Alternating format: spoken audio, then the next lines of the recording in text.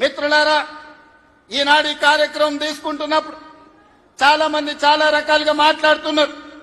Congress party ముఖ్యమంత్రి PCC అధ్యక్షుడు ఎన్టీఆర్ గారి విగ్రహాన్ని ఏ విధంగా ఆవిష్కరిస్తారు, లేదా ఎన్టీఆర్ గారి ఆంధ్రప్రదేశ్ హైదరాబాద్ నగరం నడిబొడ్డున ఎన్టీఆర్ విగ్రహాన్ని పెడతారా అని కొంతమంది మాట్లాడుతున్నారు. ఈ రోజు నేను స్పష్టంగా ఒక మాట చెప్పదలుచుకున్నా.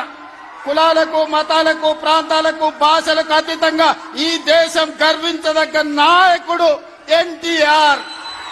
ఆ ఎన్టీఆర్ స్ఫూర్తి హైదరాబాద్ నగరం నడిబొడ్డున వారి స్ఫూర్తితో పరిపాలన అందిస్తున్న మా ప్రభుత్వం అమీర్పేట్ చౌరస్తాలో మైత్రి వనంలో ఈ దారిలో వెళ్లే ప్రతి వాడికి ఒక స్ఫూర్తిని నింపడానికే ఈ రోజు వారి విగ్రహాన్ని ఇక్కడ మేము ఆవిష్కరించుకున్నాం. ఇది విగ్రహం కాదు, ఇది ఒక స్ఫూర్తి, ఇది ఒక గొప్ప అనుభూతి.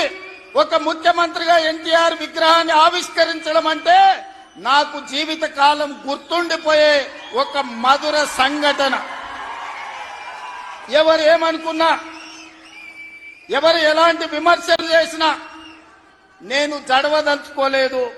నేను చెప్పదలుచుకున్నా, ఆనాడు శ్రీమతి ఇందిరాగాంధీ గారు ఈ తెలంగాణ ప్రాంతం నుంచి ఒక పివి నరసింహారావు గారిని, ఒక మర్రి చెన్నారెడ్డి గారిని, ఒక పి శివశంకర్ గారిని, ఒక వెంకటస్వామి లాంటి నాయకులను అందిస్తే ఈ తెలంగాణ ప్రాంతానికి అన్న ఎన్టీ రామారావు గారు ఓ మండవ, ఓ తుమ్మల నాయకత్వాన్ని తెలంగాణకు అందించిండు.